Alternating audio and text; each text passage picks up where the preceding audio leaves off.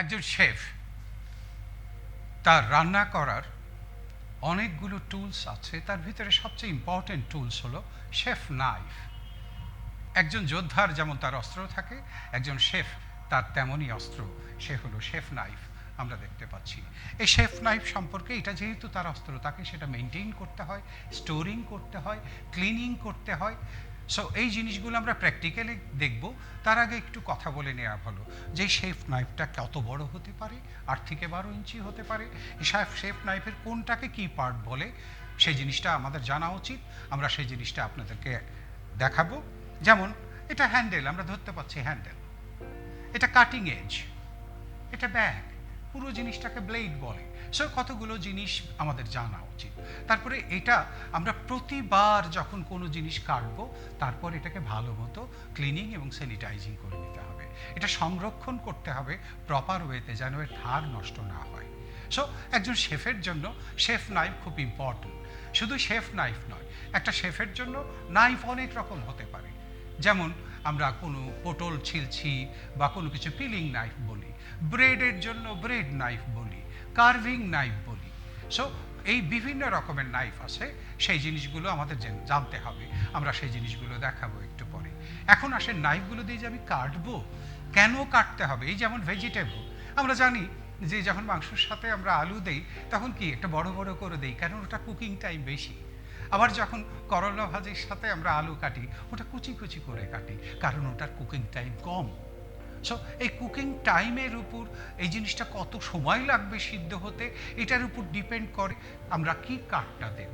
So আমরা cutting নিয়ে কথা বলবো, এটা আমরা প্র্যাকটিক্যালি আপনাদের দেখাবো। যেমন আমরা বলি ডাইস, জুলিয়ান, মিনসিং, ব্রুনয়েস, মিরাপো ইত্যাদি। এই কাঠগুলো কি ওই যে প্রোডাক্টটা আমরা রান্না করব সেই প্রোডাক্টটার সাথে সামঞ্জস্যপূর্ণ করেই আমাদের কাটিংটা করতে হবে, এবং সেটা ওটার সৌন্দর্যটা বৃদ্ধি করে, প্রেজেন্টেশনটা সুন্দর হয়। সো আমাদের নাইফ মেনটেনেন্স, এই জিনিসগুলো আমাদের প্রপার ওয়েতে জানতে হবে।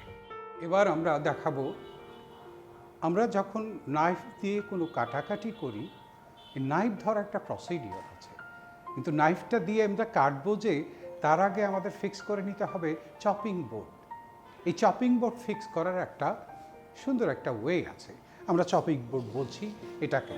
আপনারা ইতিমধ্যেই জেনেছেন যে প্রতিটা জিনিসের জন্য আলাদা আলাদা চপিং বোর্ড আছে। সো আমরা চপিং বোর্ডটা ফিক্স করব কিভাবে। আমরা যদি নর্মালি এভাবে ফিক্স করি, দেখা যাচ্ছে আমরা কাটার সময় এটা মুভ করতে পারে এবং একটা অ্যাক্সিডেন্ট করতে পারে। সো আমরা দুটো ওয়েতে এই জিনিসটা করতে পারি। এক, আমাদের কিচেনে প্রত্যেকের এই ধরনের একটা টাওয়েল থাকে বা কিচেন ন্যাপকিন বলি, এটাকে একটু ভিজিয়ে নিয়ে রাখলাম এবং তারপরে এই জিনিসটা রাখলাম। তখন এটা যখন আমরা কাজ করব এটা মুভ করবে না, আর যখন মুভ করবে না তখন আমাদের অ্যাক্সিডেন্টের সম্ভাবনা খুব কম থাকে। আর একটা বিষয়, এটাকে আমরা রুমাল করলাম না, আমাদের কিচেন টাওয়েল থাকতে পারে। একটা কিচেন টাওয়েলকে আমরা কয়েকভাবে ভাঁজ করে নিয়ে এটাকে একটু ভিজিয়ে নেব, তাহলে জিনিসটা ভালো হয়। এটা করতে পারি, ভিজিয়ে নিলে এটা ফিক্স হয়ে যাবে বিষয়টা, এবং তখন দুর্ঘটনা ঘটার সম্ভাবনা কম থাকে। আর একটা ওয়ে আছে, আপনারা যারা দেখবেন আপনারা করবেন একটু সতর্কতায়। এই 4টে টুকরা করলাম, এই 4টে টুকরা এগুলোকে ভিজিয়ে নিলাম, ভিজিয়ে নিয়ে আমি এই জিনিসটা দিলাম 4টে, এবং এইভাবে 4টে দিলাম, দেওয়ার পর তারপরে আমি এভাবে রাখলাম, তখন এটা মুভ করবে না। Then you can handle this one, এবং এটা তখন কাটলে সুবিধা হবে। নাম্বার 2, যখন আমরা নাইফটা ধরবো, আমরা নাইফ সম্পর্কে জেনেছি, নাইফটা ধরবো দিস ওয়ে,